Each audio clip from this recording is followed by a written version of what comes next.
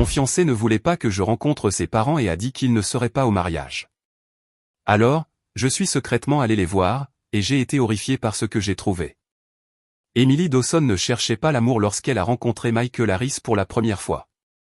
Fraîchement sortie de l'université, elle commençait son premier vrai travail dans une entreprise de taille moyenne au centre-ville de Cleveland, cherchant encore ses marques dans le monde de l'entreprise. Michael, de quelques années son aîné, y travaillait comme administrateur, une personne organisée et stable, sur laquelle les jeunes employés s'appuyaient lorsqu'ils se sentaient dépassés. Leur lien a commencé discrètement, par de petits gestes de gentillesse. Il l'aida à s'y retrouver dans les systèmes, lui montra les ficelles du métier, lui expliqua les choses patiemment sans jamais la prendre de haut. Ce qui avait commencé comme du mentorat s'est vite transformé en conversation facile pendant les pauses café, puis en longues promenades après le travail, et finalement en quelque chose de plus. Avec le temps, Emily découvrit à quel point ils étaient compatibles. Michael n'était ni tape à accent grave l'œil ni bruyant. Il était stable, attentionné et étonnamment drôle quand il baissait sa garde. Ils aimaient tous les deux la musique qui racontait une histoire, les road trips sans destination précise, et la joie simple de cuisiner un repas ensemble à la fin d'une longue journée. En moins d'1 an, ils avaient emménagé ensemble.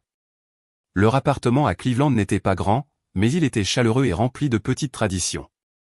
Des plats à emporter le vendredi soir, des pancakes le dimanche matin, et au moins une fois par mois, une petite escapade de week-end dans une autre ville de l'Ohio, ou parfois de l'autre côté de la frontière, en Pennsylvanie.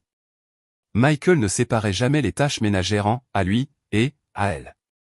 S'il rentrait le premier, il préparait le dîner, expérimentant parfois même de nouvelles recettes. Si Emily était libre, elle pliait le linge ou planifiait leur prochaine escapade. Leur vie commune était harmonieuse, bâtie sur de discrets gestes de respect. Leurs amis remarquaient souvent à quel point ils semblaient à l'aise, à quel point leur relation paraissait naturelle. Un détail, cependant, a toujours attiré l'attention. Michael ne touchait jamais à l'alcool. Lors des rassemblements, quand on passait les bières ou qu'on versait le vin, il déclinait poliment. « Je suis un athlète », expliquait-il avec un sourire. « Je fais de la boxe depuis que j'ai 7 ans. Mon corps ne supporte pas bien l'alcool. Honnêtement, je n'aime même pas l'odeur. » Ce n'était pas offensant, juste factuel, et la plupart des gens laissaient tomber. Emily admirait sa discipline.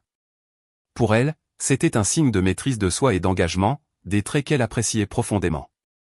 Alors que leur relation mûrissait, parler de mariage devint inévitable.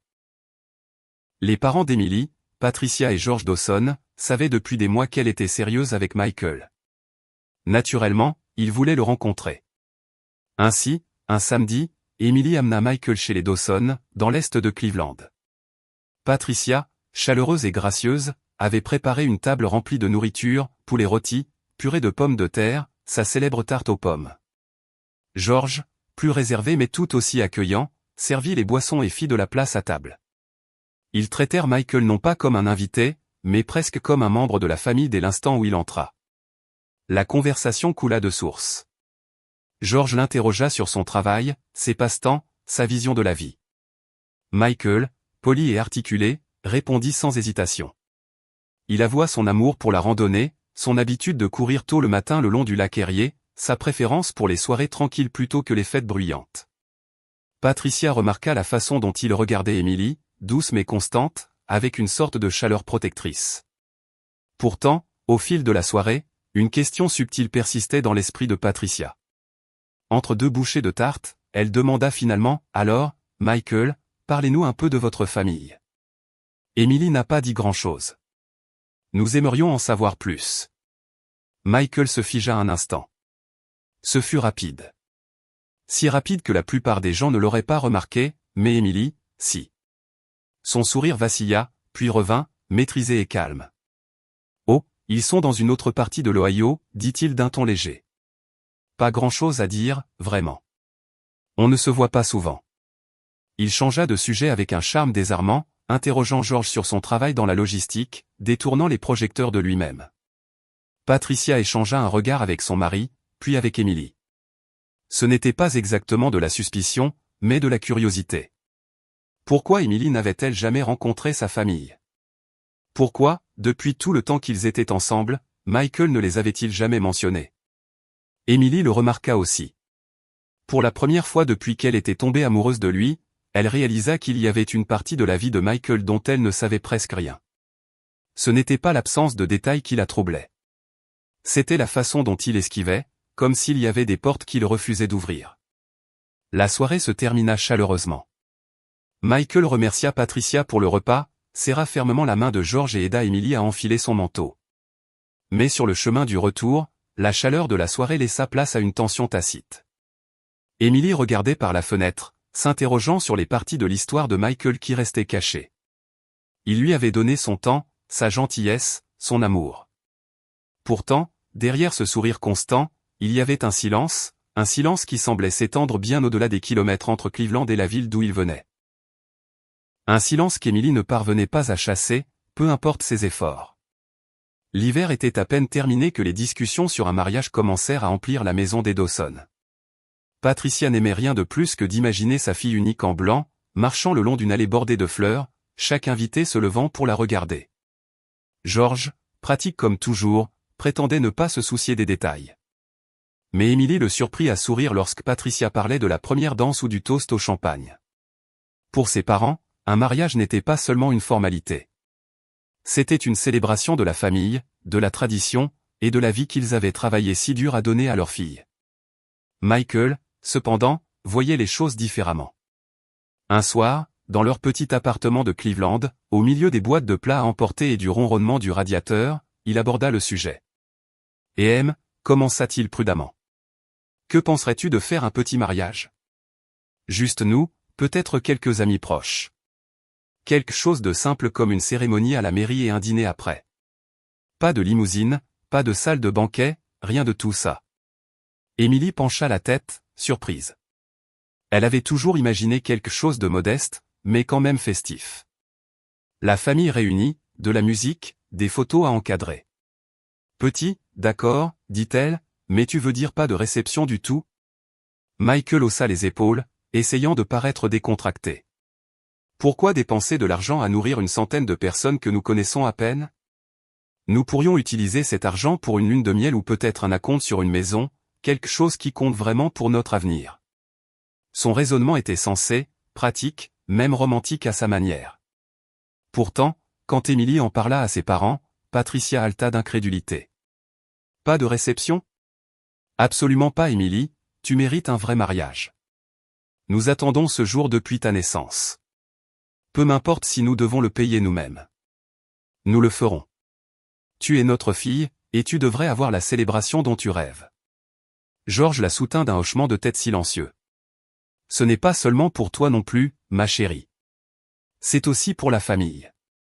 Pour honorer l'engagement que vous prenez. Emily se tenait entre eux, déchirée.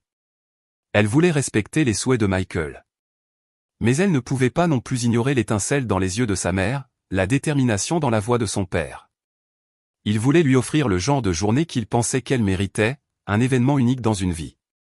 Le week-end suivant, alors qu'elle et Michael pliaient le linge, Emily tenta à nouveau. « Mes parents veulent vraiment un plus grand mariage, » dit-elle doucement. « Ils sont même prêts à payer. C'est important pour eux. » La main de Michael s'immobilisa, un t-shirt à mi-pliage. Il le posa, puis expira. « Emily, mes parents ne seront pas là. » Les mots tombèrent lourdement. Emily cligna des yeux, surprise. « Qu'est-ce que tu veux dire? Tu ne leur as même pas encore dit la date. » « Je n'ai pas besoin de le faire, » dit-il en se détournant.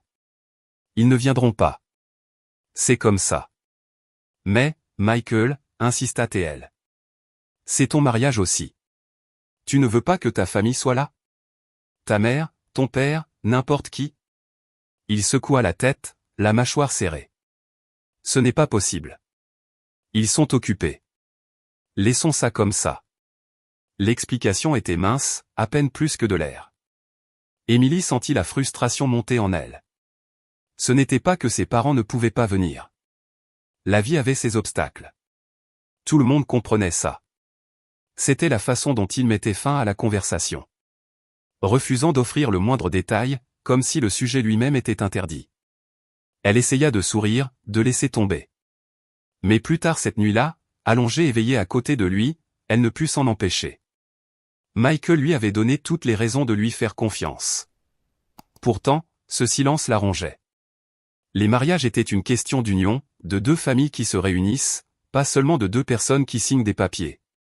Pourquoi était-il si déterminé à garder sa partie dans l'ombre? Emily se dit de ne pas insister. Il s'ouvrirait quand il serait prêt. Pourtant, au fil des jours, les questions persistaient. Pourquoi n'avait-elle jamais rencontré sa famille? Pourquoi ne les appelait-il jamais, ne mentionnait-il jamais leur nom? Que cachait-il derrière ce visage calme et constant? Les doutes étaient discrets au début, faciles à étouffer dans le rythme de la vie quotidienne. Mais comme de l'eau s'infiltrant dans les fissures d'un mur, ils revenaient sans cesse, doux mais insistants. Pour la première fois depuis qu'ils avaient emménagé ensemble, Emily se demanda si elle connaissait vraiment l'homme qu'elle prévoyait d'épouser. L'idée germait dans l'esprit d'Emily depuis cette nuit où Michael, les yeux détournés, avait insisté sur le fait que ses parents n'assisteraient pas au mariage. Il ne lui avait donné aucune raison, seulement un mur de silence. Plus il refusait d'expliquer, plus sa curiosité brûlait. Une semaine plus tard, Michael mentionna qu'il devait partir pour un court voyage d'affaires. Ce n'était pas inhabituel. Son travail l'envoyait occasionnellement dans d'autres villes de l'Ohio pour des tâches administratives. Il lui demanda si elle voulait l'accompagner, mais Emily secoua la tête, prétextant qu'elle avait des rapports à terminer et peu d'envie de se promener seule pendant qu'il était en réunion. Michael accepta sa réponse facilement, lui embrassa le front le lendemain matin, et partit avant l'aube avec un petit sac de voyage. Emily regarda le taxi s'éloigner de leur immeuble, son cœur battant la chamade dans sa poitrine. Elle avait déjà pris sa décision. Ce soir-là, en rangeant l'appartement, elle trouva la confirmation qu'elle cherchait. Dans la boîte à gants de la voiture de Michael, où il laissait parfois des papiers d'assurance et du vieux courrier, il y avait une enveloppe pliée adressée à Carol Harris à Youngstown. Emily fixa le nom. Elle se souvint que Michael avait une fois prononcé rapidement le prénom de sa mère, comme par accident. Carol. Ça devait être elle. Elle tint l'enveloppe longtemps, hésitant. C'était comme une intrusion, comme franchir une ligne qu'elle s'était promis de ne jamais franchir. Mais c'était là, l'adresse qu'il avait cachée, le lien vers la famille dont il refusait de parler. Elle glissa le papier dans son sac à main. Le lendemain matin, Emily prépara un petit sac et dit à ses parents qu'elle ferait des courses en dehors de Cleveland. Puis elle monta dans sa voiture et régla le GPS sur Youngstown. L'autoroute s'étendait, longue et plate, devant elle. Le soleil d'hiver était pâle et froid contre le pare-brise. Au fil des kilomètres, le paysage passa des banlieues animées de Cleveland aux abords plus calmes et plus gris de la Rust Belt de l'Ohio. Des entrepôts vides aux fenêtres brisées se dressaient le long de la route. De vieilles usines, autrefois le cœur de la production d'acier, gisaient maintenant à l'abandon, leurs cheminées pointant comme des doigts décharnés vers le ciel. Plus près de Youngstown, le déclin était impossible à ignorer. Des rangées de maisons s'affaissaient les unes contre les autres, les porches s'effondrant, les fenêtres barricadées. Certaines rues semblaient avoir été vidées de toute vie il y a des années, ne laissant que des coquilles vides. Un magasin d'alcool se tenait au coin, son enseigne au néon bourdonnant faiblement, même en plein jour. En face, un restaurant à moitié fermé se penchait sous un auvent délavé. Emily serra plus fort le volant. Elle avait grandi dans un quartier stable de la classe moyenne où les pelouses étaient tondues et les voisins se saluaient d'un signe de la main. Ici, un silence lourd pesait dans l'air, rompu seulement par l'aboiement occasionnel d'un chien errant ou le bruit sourd d'une musique s'échappant d'une voiture qui passe. Son GPS la dirigea hors de la route principale et dans une rue résidentielle étroite. Des nids de poules parsemaient l'asphalte fissuré. Les jardins étaient en friche, les clôtures brisées et en train de s'effondrer. Devant une maison, une camionnette rouillée reposait sur des parpaings, ses pneus manquants. Du linge flottait raidement sur une corde, bien que le tissu fût si usé qu'il en était presque incolore. Elle ralentit, le cœur battant à tout rompre. C'était le monde que Michael avait laissé derrière lui, le monde qu'il n'avait jamais voulu qu'elle voie. Elle pensa à son refus de boire, à sa façon d'éviter de parler de sa famille, à son insistance pour que ses parents ne viennent pas au mariage. Dans ce paysage, son silence commençait à prendre sens. Emily gara sa voiture près d'un magasin de proximité au toit affaissé et à l'enseigne peinte à la main. Un instant, elle resta assise là, fixant l'adresse sur le papier, ne sachant pas si elle aurait le courage de frapper à la porte une fois qu'elle l'aurait trouvée. Son estomac se noua de culpabilité. Elle aimait Michael. Elle lui faisait confiance, mais elle ne pouvait pas construire un mariage sur des ombres. Prenant une profonde inspiration, elle redémarra le moteur et s'enfonça plus profondément dans le quartier. Chaque virage semblait la mener plus loin dans l'abandon, comme si le temps avait oublié cette partie de l'Ohio. Les maisons penchaient comme de vieux hommes fatigués. Le tricycle rouillé et cassé d'un enfant gisait renversé dans un jardin envahi par les mauvaises herbes. Quelque part au loin, un chien hurla, un son long et lugubre. Plus elle s'approchait de l'adresse, plus Émilie sentait le poids de ce qu'elle était sur le point de découvrir. Il ne s'agissait plus de curiosité. Il s'agissait de la vérité. La vérité derrière l'homme qu'elle aimait, la vérité qu'il avait trop peur ou honte de partager. Finalement, elle vit le numéro peint de travers sur une boîte aux lettres fissurées. Harris. Sa poitrine se serra. Elle gara la voiture sur le côté et coupa le contact. Pendant un long moment, elle ne bougea pas. La maison devant elle s'affaissait sous son propre poids. Le porche était jonché de canettes de bière. Les rideaux étaient jaunis et raides. Émilie ferma les yeux, inspira une fois, puis ouvrit la portière. L'air froid lui mordit les joues alors qu'elle sortait, le bruit de ses bottes crissant sur le gravier bien trop fort dans la rue déserte. Quels que soient les secrets que Michael avait enterrés ici, elle s'apprêtait à y faire face, seule. Émilie se tenait devant la maison délabrée, le numéro sur la boîte aux lettres à peine lisible sous des couches de rouille et de peinture écaillée. Sa respiration formait un nuage dans l'air froid alors qu'elle montait les marches grinçantes du porche.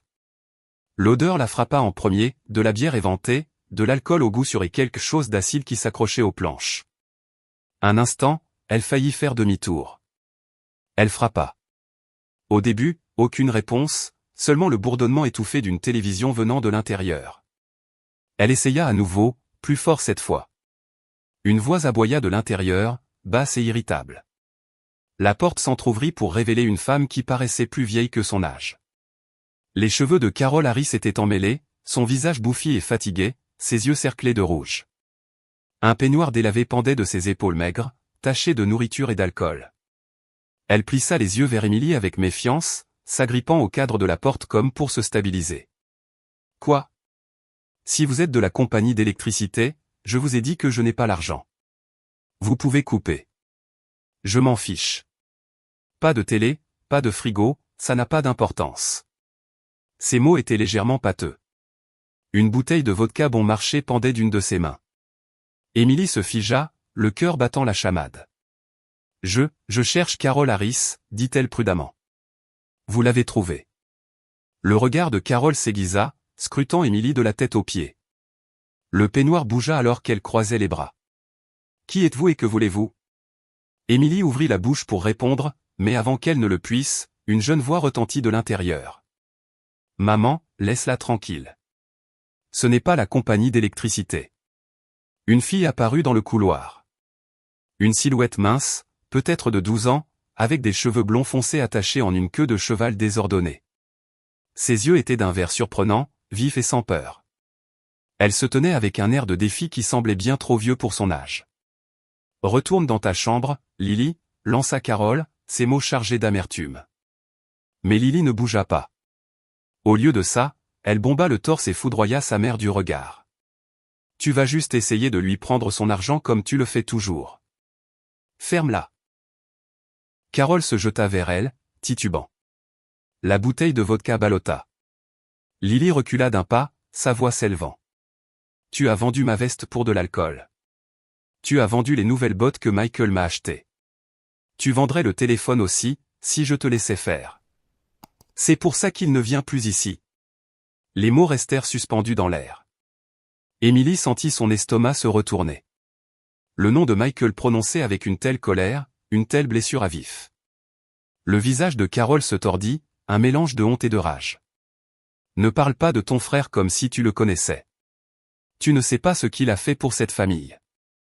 Tu ne sais pas ce que j'ai dû faire. » Les mains de Lily se crispèrent, sa petite poitrine se soulevant au rythme de respiration rapide et superficielle. « Tu n'as rien fait d'autre que boire.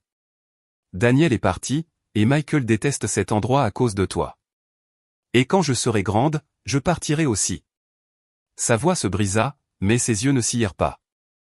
Émilie se tenait figée sur le seuil, son esprit tourbillonnant. Elle était venue chercher des réponses, et les voilà, laides, brutes, se déversant devant elle. Carol se retourna vers Émilie, se souvenant soudain de l'étrangère sur son porche. Son expression se durcit. Vous, qui que vous soyez, vous n'avez rien à faire ici. Fichez le camp de ma propriété. Le pouls d'Émilie martelait ses tempes. Une partie d'elle voulait obéir, courir se réfugier dans la sécurité de sa voiture et oublier qu'elle était jamais venue. Mais ensuite, elle regarda Lily, ses yeux verts féroces remplis d'un mélange de courage et de désespoir. Le regard de la fille s'attarda sur elle, suppliant en silence, bien que ses lèvres ne disent rien. « Je suis désolé, » murmura Émilie, reculant sur le porche. « Je ne voulais pas m'immiscer. » Carole claqua la porte, le bruit résonnant à travers les murs fragiles. Un silence s'ensuivit, lourd et suffocant. Émilie resta là un instant de plus, sa respiration visible dans la lumière déclinante, son cœur battant comme s'il allait s'échapper de sa poitrine. À travers les rideaux fins d'une fenêtre fissurée, elle aperçut Lily se retirer dans le couloir. Ses épaules tendues, sa petite silhouette voûtée contre le chaos qui remplissait la maison. Émilie sut une chose avec certitude. Quoi que Michael ait essayé d'enterrer, quel que soit le silence qu'il avait construit entre son passé et son présent, c'était réel, et c'était plus sombre qu'elle ne l'avait imaginé. La porte venait à peine de claquer que Lily sortit en courant par le côté de la maison, ses baskets martelant le trottoir fissuré. Émilie resta figée un instant. Puis l'instinct la poussa en avant. Elle ne pouvait pas laisser la fille seule, pas après ce qu'elle venait de voir. « Lily, attends » appela Émilie, sa voix s'étranglant dans l'air froid de l'après-midi. La fille ne ralentit pas. Elle dévala la rue, se faufilant entre deux maisons penchées, sa petite silhouette se déplaçant avec une vitesse surprenante. Émilie se hâta de la suivre, ses bottes crissant sur le gravier et le verre brisé. Son cœur battait la chamade, non seulement à cause de la poursuite, mais aussi à cause du sentiment lancinant que si elle laissait Lily disparaître maintenant, elle pourrait ne jamais trouver la vérité que Michael avait passé sa vie à cacher. Après plusieurs pâtés de maison, la route débouchait sur une clairière. Un vieux magasin de proximité était accroupi au coin. Son enseigne était délavée et ses fenêtres sales. Au-delà, un étroit sentier de terre serpentait vers une étendue d'eau qui scintillait faiblement sous le pâle soleil. Émilie aperçut Lily se dirigeant dans cette direction, les épaules raides, les mains fourrées dans les poches de sa veste. Émilie se glissa d'abord dans le magasin, la cloche au-dessus de la porte émettant un faible tintement. À l'intérieur, l'air était vicié, bordé d'étagères de soupe en conserve, de boîtes de céréales poussiéreuses et d'un réfrigérateur bourdonnant de soda et de bière bon marché. Elle attrapa un paquet de biscuits, un bâton de bœuf séché et quelques sucettes aux emballages vifs dans un bocal près du comptoir. Le caissier, un homme âgé aux yeux lasses, encaissa sans commentaire. Quand Émilie ressortit, Lily attendait au bord du sentier, les bras croisés. Ses yeux verts perçants, se plissèrent. « Pourquoi me suivez-vous » Émilie brandit le sac. « Je pensais que tu voudrais peut-être quelque chose à manger. » C'est tout. Un instant, Lily ne bougea pas. Puis, avec un haussement d'épaules qui se voulait négligent mais portait le poids de l'épuisement, elle se tourna vers le lac. « D'accord, mais je ne rentre pas à la maison tout de suite. » Émilie la suivit sur le sentier. Il menait à un petit lac, bordé d'arbres nus et de rochers épars. L'eau était calme, reflétant le ciel délavé. Lily s'assit sur un tronc d'arbre tombé près de la rive, ramenant ses genoux contre sa poitrine. Émilie s'assit à quelques pas, ouvrant le sac et posant les encas entre elles. « Tiens, dit doucement Émilie. Prends ce que tu veux. » Lily lorgna les biscuits, puis en prit un. Elle le croqua, mâchant lentement, son visage indéchiffrable. Après un moment, elle prit aussi une sucette, faisant rouler le bâton entre ses doigts. Le silence s'étira entre elles, rompu seulement par le doux clapotis de l'eau contre la rive. Émilie ne la pressa pas. Elle savait qu'il ne fallait pas insister. Finalement, Lily parla. Sa voix était plus calme maintenant, dépouillée du défi qu'elle avait montré à sa mère. « Vous n'êtes pas d'ici. » Ça se voit. « Pourquoi êtes-vous venu » Émilie hésita. La vérité pesait sur sa poitrine. « Je connais ton frère, Michael. » Au son de son nom, la tête de Lily se releva brusquement. Ses yeux s'écarquillèrent, puis se rétrécirent de méfiance. « Vous mentez. »« Non, c'est vrai. » dit rapidement Émilie. « Je suis fiancée à lui. Nous devons nous marier bientôt. » Pendant un long moment, Lily se contenta de la fixer. Puis, lentement, ses épaules s'affaissèrent. « Alors c'est pour ça que vous êtes venu. » Elle regarda l'eau, sa voix se durcissant. Il ne parle pas de nous, n'est-ce pas? Émilie secoua doucement la tête. Non, jamais. C'est pour ça que je suis venue. Je voulais comprendre. Lily eut un rire sec, sans aucune trace d'humour. Bien sûr qu'il ne le fait pas. Pourquoi le ferait-il? Cet endroit, ma mère. Ce n'est rien qu'il voudrait que vous voyiez. Émilie resta silencieuse, laissant les mots de la fille venir d'eux-mêmes. Lily tripota l'emballage de sa sucette, puis commença, sa voix basse mais ferme. Michael venait souvent à la maison avant, quand Daniel était encore en vie. Il essayait d'aider, de s'occuper des choses, mais maman, elle buvait toujours, vendant tout ce qu'elle pouvait pour de l'alcool, des vestes, des chaussures, même mes fournitures scolaires. Michael a arrêté d'apporter des choses parce qu'elle les échangeait simplement. Il détestait cet endroit. Il la détestait, mais il nous aimait, surtout Daniel. Sa gorge se serra et elle fit une pause. Le cœur d'Émilie se serra. Elle pouvait entendre la vérité qui affleurait dans la voix de Lily. Une vérité qu'elle n'était pas sûre d'être prête à supporter. Daniel était différent, murmura Lily. Il était fort. Il me protégeait toujours, même des petits amis de maman. Mais une nuit, l'un d'eux s'en est pris à elle avec un couteau. Daniel s'est interposé. Elle s'arrêta, fixant le lac comme si l'eau elle-même pouvait avaler le souvenir. Il n'a pas survécu. La poitrine d'Émilie lui faisait mal. Elle voulait tendre la main, poser une main sur l'épaule de Lily, mais elle ne le fit pas. La fille ne demandait pas de réconfort. Elle racontait son histoire parce que personne d'autre ne le ferait. C'est pour ça que Michael ne revient pas, dit finalement Lily, tournant ses yeux vers Émilie. Il s'en veut. Il pense que s'il avait été là, Daniel serait encore en vie.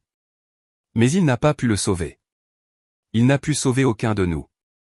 Le vent ondula à la surface du lac, transportant l'odeur amère de la fumée venant de quelque part au loin. Émilie déglutit difficilement. À cet instant, elle comprit pourquoi Michael ne buvait jamais, pourquoi il ne mentionnait jamais sa famille, pourquoi il se fermait dès qu'elle posait des questions. Son silence n'était pas de la fierté ou du secret. C'était du chagrin. Et assise à côté de Lily, Émilie sut que la vérité qu'elle avait découverte n'était que le début. Le vent du lac charriait une fraîcheur humide, et Émilie resserra son manteau, mais elle ne bougea pas. Lily était assise penchée en avant sur le tronc, les coudes sur les genoux, fixant l'eau comme si les histoires piégées en elle ne sortiraient que si elle gardait les yeux rivés sur quelque chose de stable. On était 4. Commença Lily, sa voix plate, mais teintée d'une amertume trop vieille pour une enfant de 12 ans. Ma sœur aînée, c'est Sarah. Elle s'est mariée avant même de finir le lycée. Elle a des enfants maintenant, 2, peut-être plus. On ne la voit pas beaucoup. Ensuite, il y a Michael. Puis Daniel. Il n'avait qu'1 an de moins que Michael. Et puis moi. La respiration d'Émilie se coupa. Elle pouvait imaginer Michael en grand frère, protecteur et stable. Mais Daniel, son nom flottait dans l'air comme un fantôme. Sarah a toujours été un peu à la dérive, continua Lily. Elle a épousé ce type qui boit presque autant que maman. Parfois ils se battent. Parfois ils se réconcilient. Parfois la police vient. Les services sociaux sont venus une fois, ils ont failli lui prendre ses enfants. Elle s'est reprise juste assez longtemps pour les garder, mais ça ne change jamais vraiment. C'est comme ça avec elle. Elle tira sur un fil de son jean, puis l'arracha. Michael est parti dès qu'il a pu.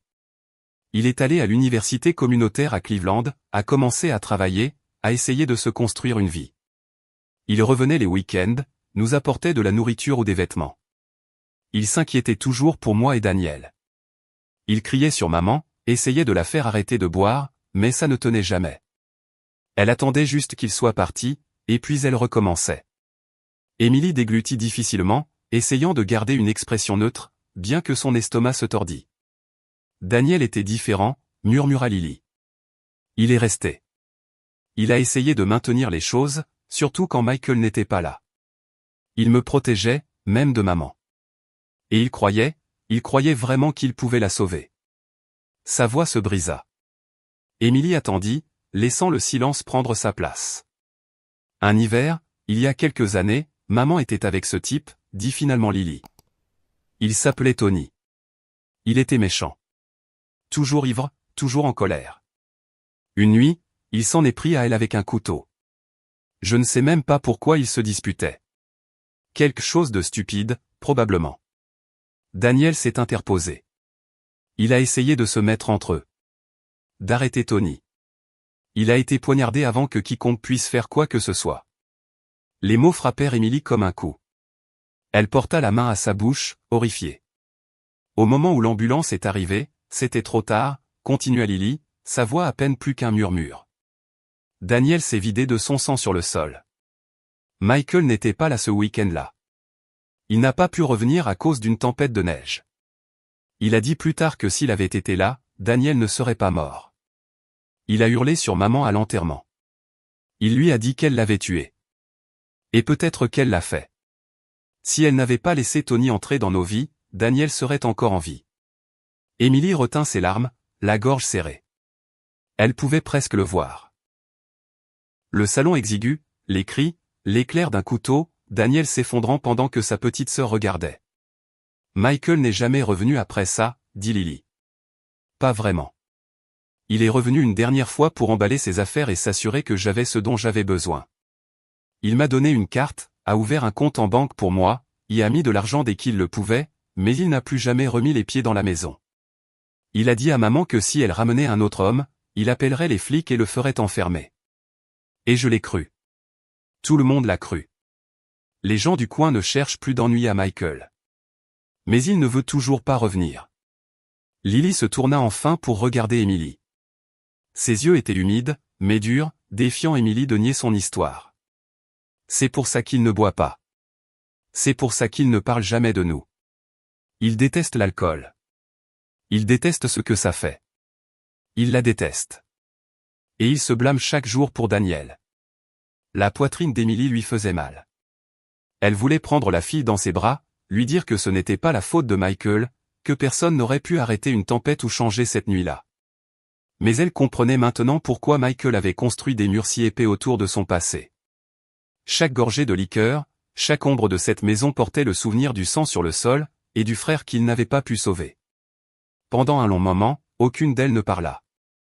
Le lac miroitait faiblement, le soleil descendant plus bas, baignant le monde dans des nuances de gris. Emily fixa l'eau, essayant d'absorber le poids de ce qu'elle venait d'entendre. Elle pensa à l'homme qu'elle connaissait. L'homme qui riait doucement quand elle brûlait les pancakes, qui pliait le linge sans se plaindre, qui lui embrassait la main en passant comme si c'était la chose la plus naturelle au monde. Et maintenant, sous tout cela, elle voyait le chagrin qu'il portait comme une seconde peau. Ce n'était pas la honte qui le gardait silencieux. C'était la douleur. Une douleur si profonde qu'il ne pouvait supporter de la nommer. Emily ferma les yeux, une seule larme glissant sur sa joue. Pour la première fois, elle comprit pleinement pourquoi Michael ne levait jamais un verre, ne se laissait jamais aller quand les autres se perdaient dans l'alcool. Pour lui, l'alcool n'était pas un plaisir occasionnel. C'était la raison pour laquelle sa famille s'était effondrée, la raison pour laquelle son frère était enterré, la raison pour laquelle il gardait Lily à distance, bien qu'il l'aimât farouchement. Et pour Emily, la vérité était à la fois dévastatrice et éclairante. Le silence qui l'avait autrefois troublé prenait maintenant un sens déchirant. Le trajet de retour vers Cleveland parut plus long que l'aller, bien que la distance fût la même. L'autoroute s'étendait à l'infini, mais l'esprit d'Emily était plus lourd maintenant, alourdi par ce qu'elle avait appris au bord du lac. La voix de Lily résonnait dans sa tête, plate, factuelle, mais remplie de blessures si profondes qu'elle ne se refermerait jamais complètement. Une famille brisée. Une mère consumée par l'addiction, un frère enterré trop jeune, et Michael, pris au milieu de tout ça, portant une culpabilité qui n'aurait jamais dû être la sienne. Emily serra plus fort le volant. Pendant des années, elle s'était interrogée sur le silence de Michael, son refus de parler de sa famille, son évitement inflexible de l'alcool. Maintenant, elle comprenait. Chaque gorgée de whisky ou de bière ne lui rappelait pas seulement le chaos auquel il avait échappé. Elle le ramenait à la nuit où il avait perdu Daniel. Son abstinence n'était pas seulement de la discipline. C'était de la survie. La silhouette de la ville apparut. Les contours familiers de Cleveland se dressant contre le ciel déclinant de l'après-midi. La poitrine d'Emily se serra d'émotions contradictoires. Elle aimait Michael plus profondément que jamais, sachant maintenant la force qu'il lui avait fallu pour se construire une nouvelle vie. Mais elle ne pouvait pas ignorer la fille qu'elle avait laissée derrière elle. Lily, avec ses yeux verts féroces et son courage fragile, était toujours coincé dans cette maison qui s'effondrait, toujours en train de se protéger du chaos qui lui avait déjà trop volé. Quand Emily entra finalement chez ses parents ce soir-là, Patricia remarqua immédiatement l'ombre dans les yeux de sa fille. Le dîner attendait sur la table. Poulet rôti, pommes de terre, les odeurs réconfortantes d'un foyer sûr et stable. Mais Emily ne pouvait rien goûter. « Ma chérie, qu'est-ce qui ne va pas ?» demanda doucement Patricia, lui touchant la main. Emily hésita, puis secoua la tête. « Rien que tu ne puisses arranger, maman. Juste, je pensais au mariage. » Georges leva les yeux de son assiette, curieux. « Tu as déjà changé d'avis sur la grande fête ?» Son ton était léger, mais il y avait une pointe de surprise. Emily prit une profonde inspiration. « Oui. Je ne veux pas du grand mariage. Je n'ai pas besoin des salles de banquet, des limousines ou des fleurs. Ce que je veux, c'est simple. Juste Michael, moi, et les personnes qui comptent le plus. Et ça veut dire que Lily devrait être là. » La pièce devint silencieuse. Les sourcils de Patricia se froncèrent de confusion. « Lily ? C'est sa petite sœur, » expliqua Emily, sa voix tremblant légèrement. « Je l'ai rencontrée. Elle mérite mieux que la vie dans laquelle elle est coincée. Elle mérite de voir son frère prendre un nouveau départ, de savoir qu'elle n'est pas oubliée. » Georges se pencha en arrière sur sa chaise, croisant les bras. « Emily, nous ne connaissons même pas cette fille. »« Tu es sûre ? » ?»« Je n'ai jamais été plus sûre de quoi que ce soit, » interrompit Emily, son ton ferme. Elle regarda ses parents, leur visage familier empreint d'inquiétude. « Vous m'avez tout donné. La stabilité, la sécurité, l'amour. Lily n'a rien de tout ça. Si Michael et moi commençons une nouvelle vie, je veux qu'elle en fasse partie, pas qu'elle soit laissée pour compte. » Patricia échangea un regard avec Georges, son expression s'adoucissant. « Tu tiens vraiment à elle. » Emily hocha la tête, les larmes lui montant aux yeux. « C'est juste une enfant, maman. Elle a dû grandir trop vite. Michael ne l'admettra pas, mais il l'a maintenue à flot à distance, et je ne peux pas l'épouser en faisant semblant qu'elle n'existe pas. Notre mariage devrait être une question d'amour et de famille, et elle est sa famille. » Le silence persista un moment. Puis Patricia tendit la main à travers la table, serrant celle d'Emily. « Si c'est ce que tu veux, alors nous te soutiendrons, quoi qu'il arrive. » Georges soupira, secouant lentement la tête, mais il n'y avait pas de colère dans ses yeux, seulement de la résignation et une trace de fierté. « D'accord, pas de grand mariage. Si faire entrer cette fille dans ta vie te rend heureuse, alors c'est ce que nous ferons. » Un soulagement envahit Emily. Pour la première fois depuis qu'elle avait quitté Youngstown, elle sentit une lueur d'espoir. Le chemin à parcourir serait compliqué. La douleur de Michael ne disparaîtrait pas du jour au lendemain, et le monde de Lily ne pouvait pas être réparé d'un seul geste. Mais Emily savait une chose avec certitude. L'amour ne consistait pas seulement à partager la joie. Il s'agissait de porter les fardeaux ensemble, de refuser de se détourner des personnes qui avaient le plus besoin de vous. Cette nuit-là, allongée et veillée dans sa chambre d'enfant, Emily imagina un mariage non pas rempli de lustres scintillants ou de listes d'invités interminables, mais un petit cercle de personnes qui comptaient vraiment. Elle imagina Michael debout à ses côtés, plus stable que jamais, et Lily, timide mais présente, regardant son frère commencer une vie où les ombres de leur passé ne les définiraient plus. Et pour la première fois, Emily ressentit la paix. Non pas parce que les questions avaient disparu, mais parce qu'elle connaissait enfin les réponses. Les jours passèrent alors que le printemps approchait, et les discussions sur le mariage flottaient dans l'air. Emily se sentait agitée, incapable de garder plus longtemps enfermée la vérité qu'elle avait découverte.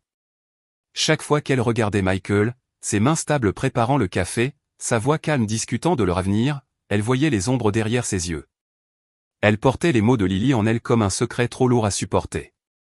Un soir, alors qu'ils étaient assis ensemble à la table de la cuisine, Emily joignit fermement ses mains et prit une profonde inspiration. « Michael, » dit-elle doucement.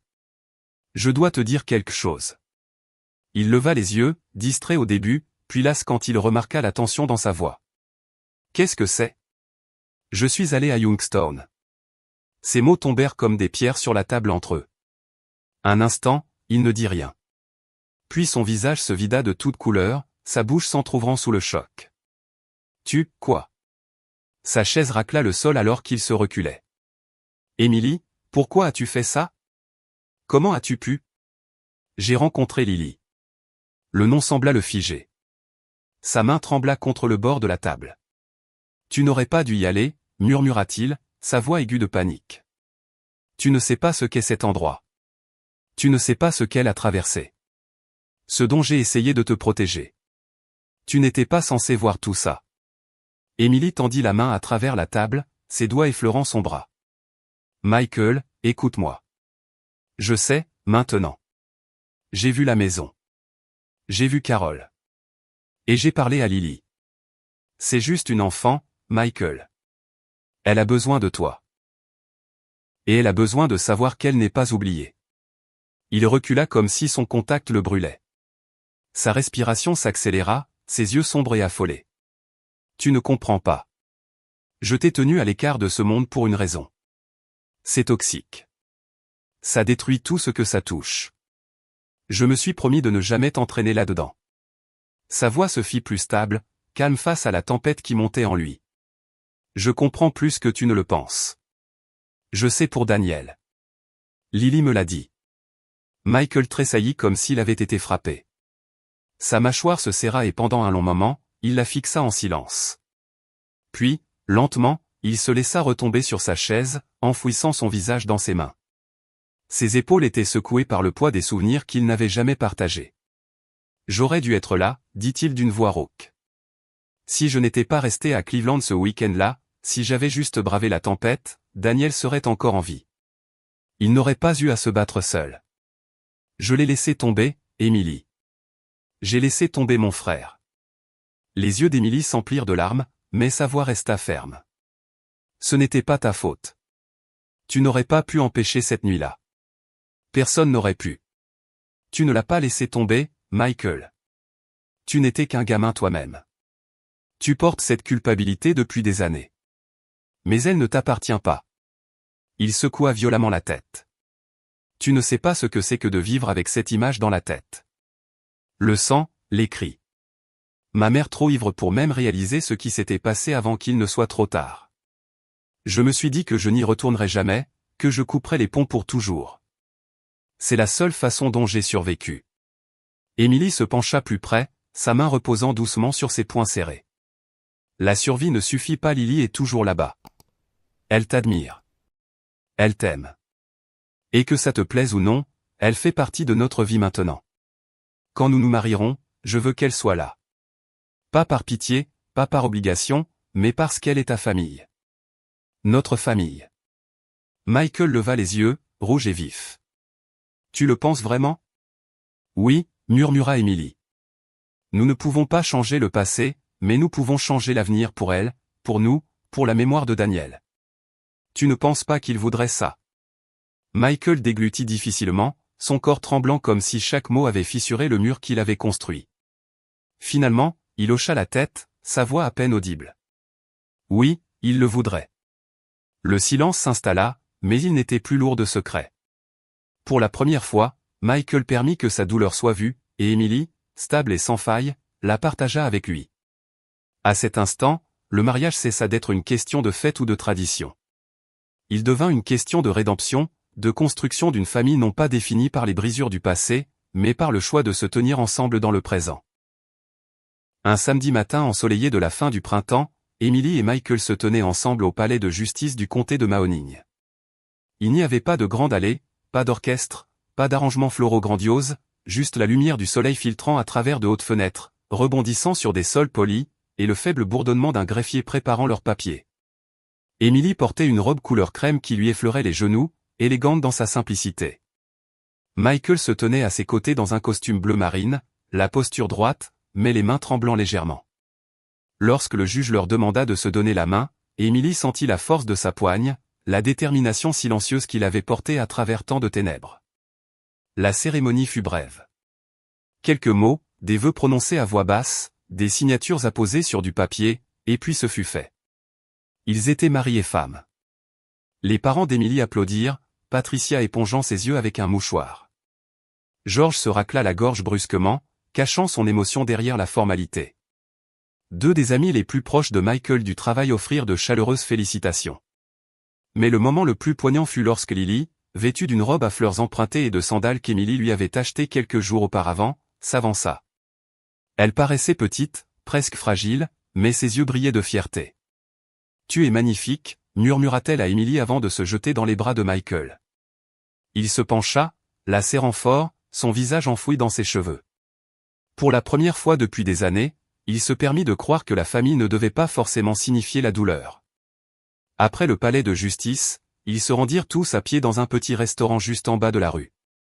Ce n'était pas chic, banquette en vinyle, tabouret chromé, l'odeur de bacon et de café flottant dans l'herbe, mais c'était parfait. Ils remplirent une table d'angles de rire et d'assiettes de pancakes, d'omelettes et de hamburgers. La meilleure amie d'Emily prit des photos avec son téléphone, capturant des moments plus authentiques que n'importe quel portrait posé. Michael coupant une part de gâteau avec Lily souriant à côté de lui. Patricia montrant à la jeune fille comment mélanger de la crème dans son café. George se penchant en arrière avec un rare sourire en regardant sa fille rayonner de bonheur. La serveuse, curieuse de ce petit rassemblement, finit par comprendre qu'il s'agissait d'une célébration de mariage. Elle apporta une part de tarte avec des « félicitations » tracées en sirop de chocolat, refusant d'être payée pour cela. Toute la table applaudit alors qu'Emily et Michael partageaient une bouchée. Ce n'était pas du champagne dans des verres en cristal, mais c'était plus doux que tout ce qu'ils avaient pu imaginer.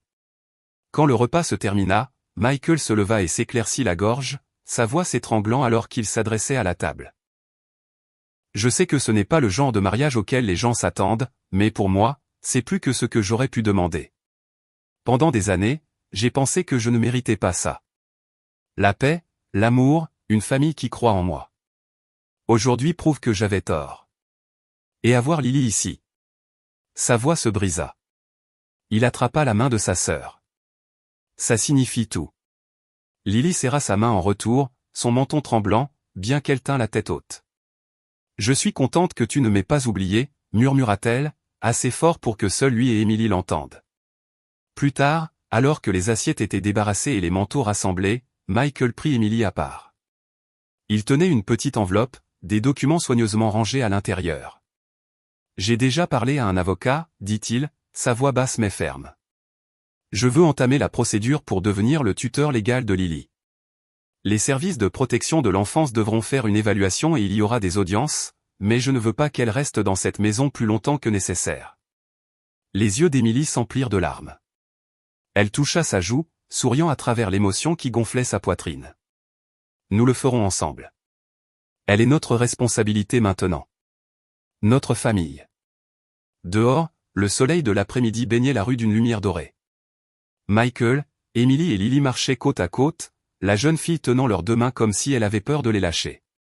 Pendant des années, Michael n'avait ressenti que de la culpabilité et de la perte en pensant à la famille. Maintenant, avec Emily d'un côté et Lily de l'autre, il ressentait quelque chose de tout à fait nouveau. L'espoir. Après la simple cérémonie et la petite célébration au restaurant, la vie commença à changer d'une manière qu'Emily avait à peine osé imaginer. Leur appartement, autrefois calme et parfaitement rangé, portait maintenant les sons d'une jeune fille de 12 ans s'adaptant à un nouveau monde. Le rire de Lily résonnait dans le couloir lorsqu'elle trouva une paire de rollers dans une friperie où Emily l'avait emmenée. Ses livres d'école s'étalaient sur la table de la cuisine le soir, ses notes griffonnées se mêlant au dossier de travail de Michael et au plan de cours d'Emily. Au début, Lily se déplaçait prudemment dans l'appartement, comme si elle craignait que l'accueil ne s'use. Mais chaque jour, Emily et Michael lui rappelaient qu'elle avait sa place. Ils cuisinaient ensemble, partageaient des histoires au dîner et créaient de nouvelles routines. Emily l'aidait avec ses devoirs pendant que Michael lui montrait comment donner un bon coup de poing au club de boxe local. Lentement, le regard hanté dans les yeux de Lily commença à s'adoucir. Bien sûr, rien dans cette transition ne fut simple. En quelques semaines, Michael était au téléphone avec des avocats et des travailleurs sociaux, entamant le processus qui ferait de lui le tuteur légal de Lily. Les services de protection de l'enfance programmèrent des visites à domicile, vérifiant la sécurité de leur appartement, examinant leurs finances, interrogeant à la fois Michael et Emily. Le tribunal exigea des vérifications d'antécédents, des lettres de recommandation, une preuve d'emploi stable. C'était épuisant, mais Michael ne se plaignit jamais. Un soir, après un autre long appel avec leur avocat, Michael s'affaissa sur le canapé, passant une main sur son visage. « J'ai l'impression qu'il me mesure sous toutes les coutures, attendant que j'échoue. » Emily s'assit à côté de lui, posant sa tête sur son épaule. Ils n'attendent pas que tu échoues. Ils veulent juste être sûrs que Lily est en sécurité, et elle l'est. Tu t'es déjà occupé d'elle de toutes les manières qui comptent. Ces paroles se révélèrent vraies. Lors de la première audience, le juge examina le dossier, notant le casier judiciaire vierge de Michael, son emploi stable et le solide système de soutien fourni par Emily et sa famille. Carol ne contesta pas la requête. En fait, elle ne se présenta même pas. À la fin de l'été, Michael obtint la tutelle complète de Lily. Le jour où ils sortirent du palais de justice, Lily serra les papiers officiels dans ses mains comme un bouclier contre tout ce qu'elle avait enduré. Michael se pencha, sa voix se brisant. « Tu es avec nous maintenant. Pour de bon. Personne ne peut nous enlever ça. » Emily retint ses larmes alors que Lily enfouissait son visage dans la poitrine de son frère. À cet instant, la famille Harris commença à guérir, non pas en oubliant le passé, mais en choisissant un avenir différent. Quelques mois plus tard, par un matin gris de novembre, Michael suggéra quelque chose qu'il avait évité pendant des années. « Je veux vous emmener voir Daniel. » Son ton était calme, bien que ses mains se tordissent nerveusement. Ils retournèrent donc vers Youngstown, l'air vif avec la morsure du début de l'hiver. Le cimetière se trouvait sur une petite colline à l'extérieur de la ville, calme et immobile. Des feuilles brunes et cassantes s'accrochaient obstinément aux branches nues. Michael portait un bouquet de chrysanthèmes blancs, ses pas lourds alors qu'il menait le chemin vers une modeste pierre tombale gravée du nom de son frère. Daniel Harris, fils et frère bien-aimé. Pendant un long moment, il ne put parler. Il tomba à genoux devant la tombe, ses épaules tremblant. « Je suis désolé, murmura-t-il, sa voix se brisant sous le poids des années. J'aurais dû être là.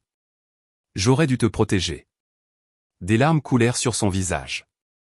Il pressa sa main contre la pierre froide, sa respiration visible dans l'air glacial. Emily s'agenouilla à côté de lui, enroulant ses bras autour de son dos. Lily se tenait près, silencieuse mais solide, sa petite main posée sur l'épaule de son frère. « Tu ne l'as pas laissé tomber, » murmura Emily. « Tu as porté cette culpabilité bien trop longtemps. Daniel ne voudrait pas que tu vives comme ça. Il voudrait que tu continues, que tu protèges Lily, que tu vives la vie dont vous rêviez tous les deux. » Michael ferma les yeux, laissant les mots s'imprégner. Pendant des années, il avait porté le moment de la mort de son frère comme une chaîne autour du cou. Mais ici, avec sa femme et sa sœur à ses côtés, il sentit le poids commencer à se lever. Le chagrin était toujours là. Il le serait toujours, mais pour la première fois, il ne le définissait plus. Alors qu'il se relevait, des flocons de neige commencèrent à tomber, doux, délicats, les premiers de la saison. Le cimetière devint silencieux, recouvert d'un calme presque sacré. Emily glissa sa main dans celle de Michael, tandis que Lily tenait l'autre. Ensemble, ils se tenaient devant la tombe de Daniel, une famille reconstruite sur la perte. Michael prit une profonde inspiration, l'air froid aiguisant ses poumons, et l'expira lentement. « Je me pardonne, » murmura-t-il. Ce n'était pas dramatique, pas une proclamation criée au vent, mais c'était réel, et c'était suffisant. Tous les trois retournèrent à la voiture alors que la neige tourbillonnait doucement autour d'eux, recouvrant le sol d'un fin voile blanc.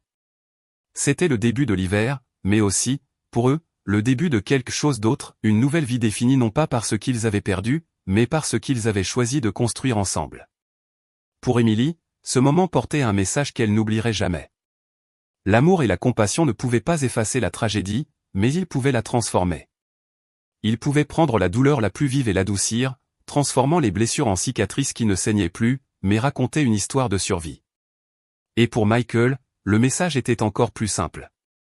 La famille, ce n'était pas le chaos dans lequel il était né. C'étaient les personnes qui se tenaient à ses côtés maintenant. Emily, stable et inflexible, et Lily, féroce et incassable. Ensemble, ils étaient la preuve que même les blessures les plus profondes pouvaient guérir. Alors que la neige tombait plus épaisse, recouvrant la terre de silence, Emily connut la vérité. L'amour et le pardon étaient plus forts que le chagrin. Et dans cette vérité, la famille Harris trouva enfin la paix.